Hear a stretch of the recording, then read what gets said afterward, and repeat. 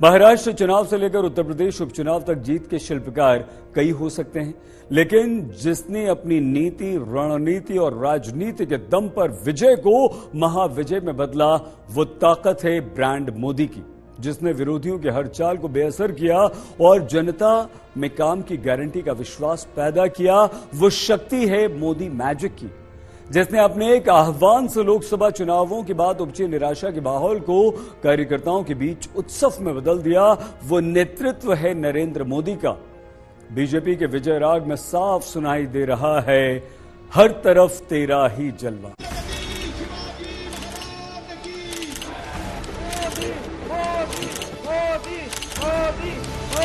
आदरणीय देश के प्रधानमंत्री नरेंद्र मोदी जी, आप सबका अभिनंदन स्वीकार करते हुए नरेंद्र मोदी जिंदाबाद। महाराष्ट्र में चल गया मोदी का मैजिक। जय भवानी। कोई सर्वे वर्वे काम नहीं आने वाला, ये विजय का विश्वास नजर आ रहा है।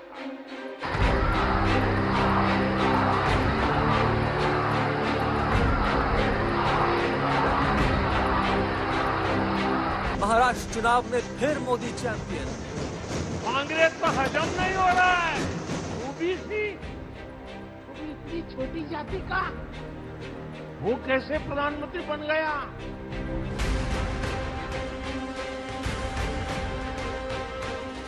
मोदी का दम तो विरोधी बेदम। प्रधानमंत्री मोदी जी के संकल्पों को जनता जनार्दन का पूरा आशीर्वाद प्राप्त है। यूपी से महाराष्ट्र तक, राजस्थान से बिहार तक गूंज रहा है एक ही नारा, एक ही नाम, मोदी का मैजिक, मोदी का काम। मोदी जी ने जो नारा दिया था, एक है तो सेफ है, इस नारे को यथार्थ में लाते हुए महाराष्ट्र के सभी समाज के सभी लोगों ने एकता दिखाते हुए महाराष्ट्र में मतदान किया है और इसके कारण ये इतनी अच्छी जीत हमको मिली है।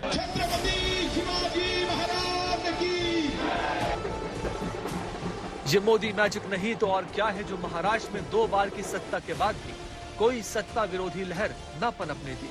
जीत ऐसी दिलाए कि रिकॉर्ड बन जाए।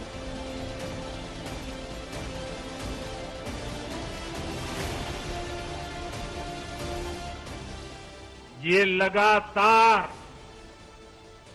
तीसरी बार है जब भाजपा के नेतृत्व में किसी गठबंधन को लगातार महाराष्ट्र ने आशीर्वाद दिए हैं, विजयी बनाया है। ये निश्चित रूप से ऐतिहासिक है। ये भाजपा के गवर्नेंस मॉडल पर मुहर है। ये ब्रांड मोदी की चमक नहीं तो और क्या है, जो उत्तर प्रदेश में उपचुनावों की जीत का इतिहास बदल जाए। ये नाम मोदी की धमक नहीं तो और क्या है, जो हरियाणा में हारी करार दी हुई बाजी भी ऐतिहासिक आंकड़ों से जिता जाए।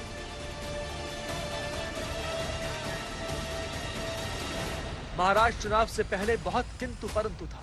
महायुति के सामने महाविकास अघाड़ी का चैलेंज भी छोटा नहीं था। उस पर से लोकसभा चुनावों के नतीजों ने बीजेपी से उत्साह छीन लिया था, लेकिन जैसे ही एंट्री हुई चुनाव प्रचार में पीएम मोदी की, राज्य के चुनावी हालात बदल गए, जज्बात बदल गए। कांग्रेस और उसको इकोसिस्टम, उन्होंने सोचा था कि संविधान के नाम पर झूठ बोलकर,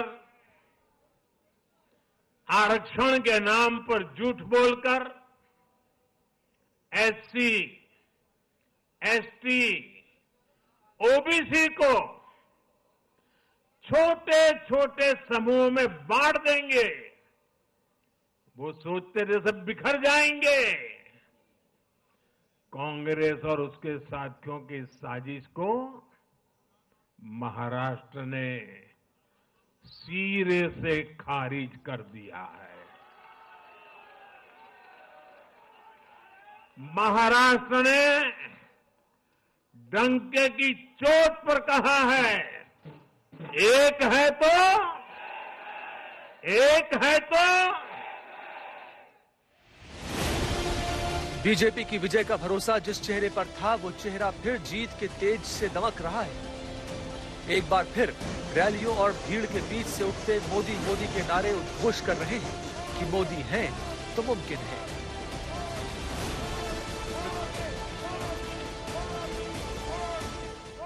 अभी कुछ महीने पहले ही राजनीतिक मंचों से बाकायदा ब्रांड मोदी की चमक पर सवाल उठाए जाने लगे थे।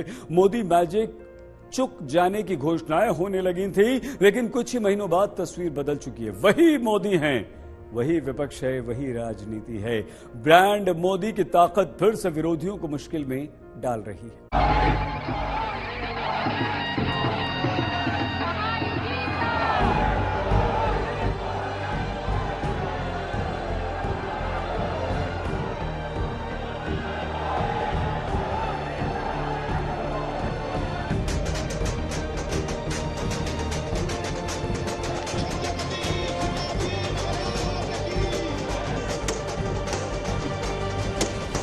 हम लड़ने वाले लोग हैं। हम बाला साहब ठाकरे के शिवसैनिक हैं।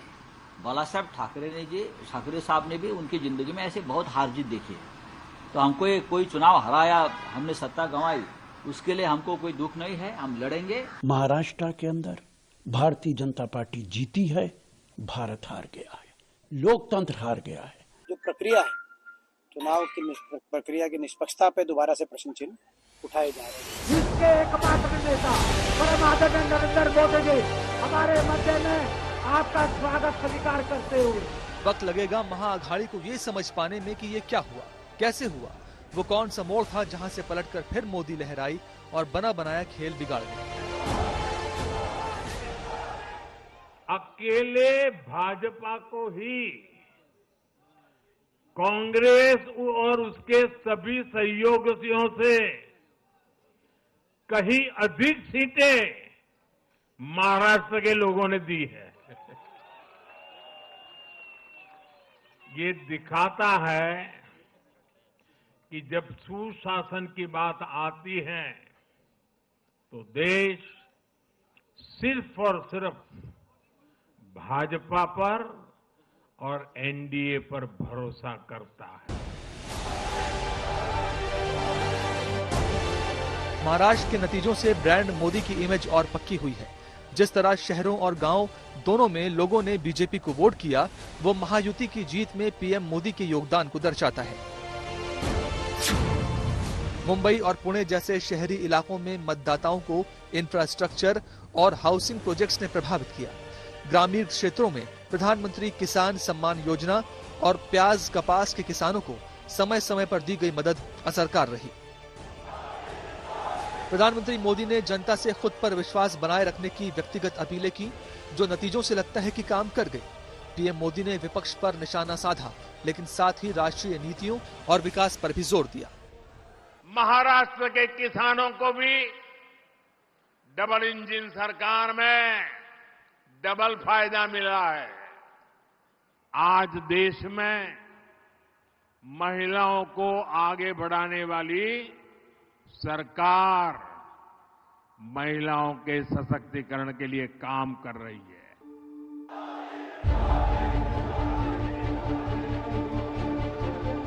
लोकसभा चुनाव के नतीजे दरअसल बीजेपी के लिए आई ओपनर रही। बीजेपी ने कम समय में अपनी गलतियों को समझा और उन पर काम किया, जिसके आधार पर चुनाव में रणनीतियां भी बनाई। पीएम मोदी इसके केंद्र में रहे।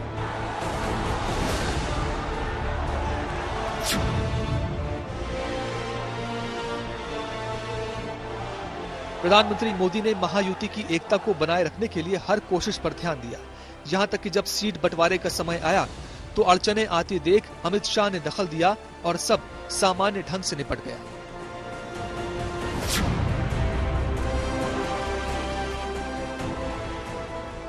प्रधानमंत्री मोदी ने उद्धव की शिवसेना को आड़े हाथों लिया, लेकिन बाला साहेब ठाकरे और उनके मूल्यों में अपनी निष्ठा लगातार मंचों से बनाए रखी।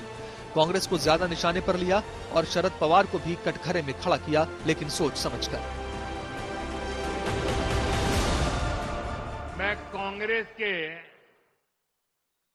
महाअघाड़ी वाले साथियों को चुनौती देता हूं। ये चुनौती मेरी महाअघाड़ी वालों को है। ये पार्टियां कांग्रेस के युवराज के मुंह से, कांग्रेस के नेताओं से वीर सावरकर के तप, त्याग, बलिदान के कम से कम 15 मिनट रोज अपने भाषण में प्रशंसा करके जरा दिखा दे।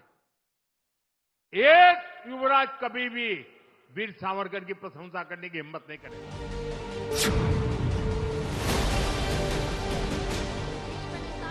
स्थानीय स्तर पर लोगों की नाराजगी को पीएम मोदी ने दूर किया और राज्य की भलाई के भाव से जोड़ा, जिसके लिए डबल इंजन की सरकार का वास्ता दिया। पीएम मोदी की व्यक्तिगत छवि भी इस अभियान में काम आई। मोदी का जादू फिर मतदाताओं के सिर चढ़कर बोल रहा है।